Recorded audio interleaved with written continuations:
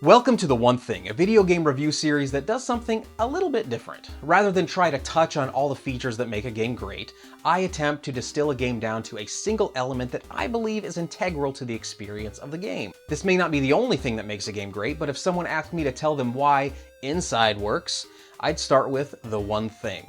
What is the one thing? It's the vagina. Well, technically it's a clitoris and a pair of labia, but common usage indicates that I'm allowed to say vagina, so I will.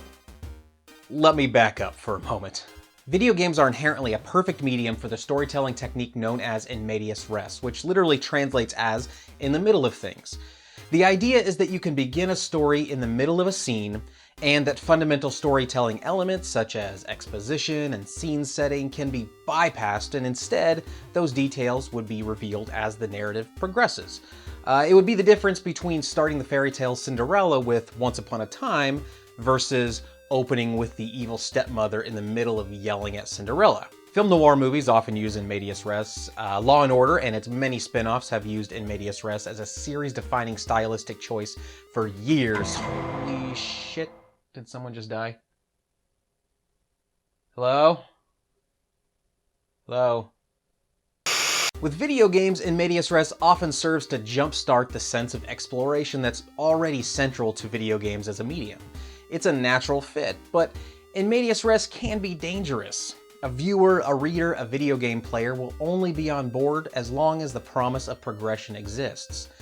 Starting in the middle of things removes the narrative support that more controlled character development and scene setting can offer. So back to Inside. Inside begins in medias res, so the player is primed to hunt for contextual clues about the narrative. Then comes the stealth element, which eases the player into accepting the game's mystery. And the game developers, Playdead are their name, are smart storytellers because they put us in the body of a child. The implication being that children by nature are innocent, so the world by default is mysterious. Playdead used a similar strategy with their previous game Limbo, also an amazing game by the way. So we as players adopt that innocence and immediately begin asking questions. Why are we hiding? Who are those guys and why are they trying to kill us? Why are these chicks following me? What's up with those weird vapid people? We are kept invested not only by these questions, but also by the game's design. The stealth elements transition to swimming, then to puzzles, then to new enemy types, then more swimming but with a literal twist.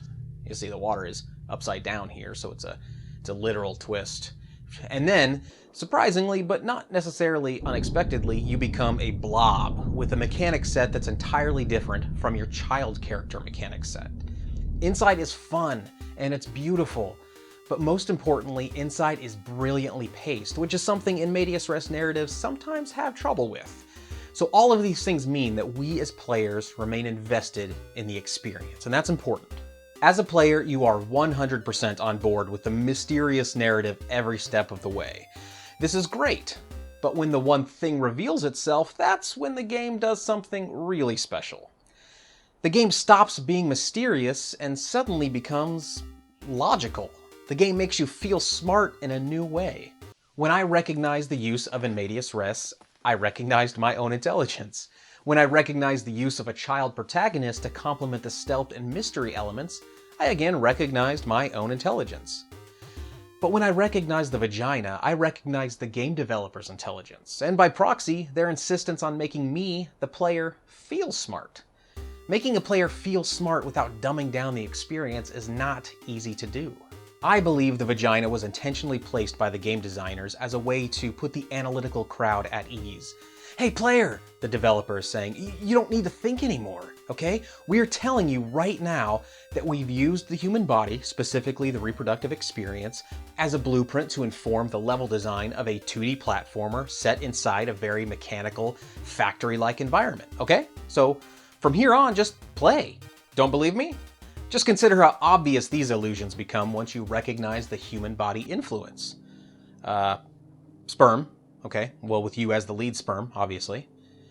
There's this umbilical cord, okay? Gives you the ability to breathe underwater. That's very reproductive-like. Oh yeah, more sperm over here. Then you're upside down in the water, right? Just like being upside down in your own amniotic fluid in the womb. More sperm over here. And of course the vulva near the end of the game, which is a central component to this entire video. and maybe even the blob itself, which feels kind of like a zygote come embryo thing. You know, you're becoming a person, a product of your ancestors. All the body parts and arms and legs and everything not only look kind of gross, but indicate that you're made up of many different people. In a world comprised of hard-edged mechanical surfaces, the soft folds of a vagina stand out, and the developers knew it would.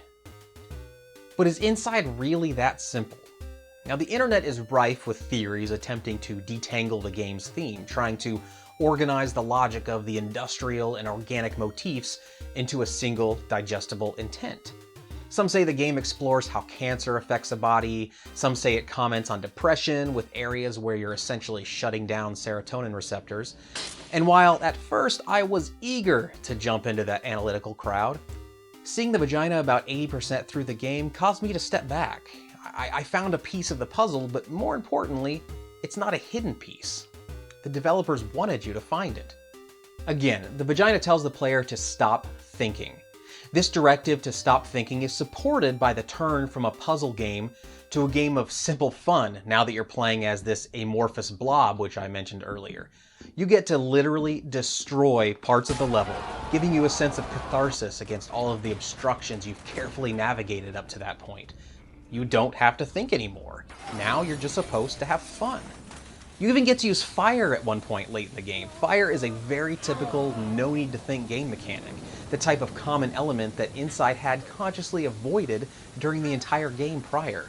Is Inside trying for a specific message? Something about herd mentality and office work, as many of the prevailing themes discussed online would indicate? I don't think so.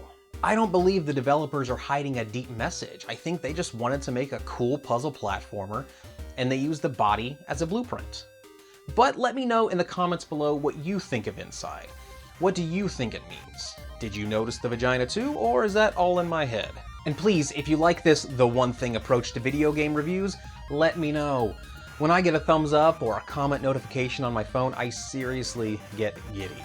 Oh, and one last thing before I go. If you ever find yourself constructing a narrative and you decide to start your story in medias res, just promise me you'll do so carefully, okay? And that you won't do it just to be clever, right? Ah, crap, that reminds me.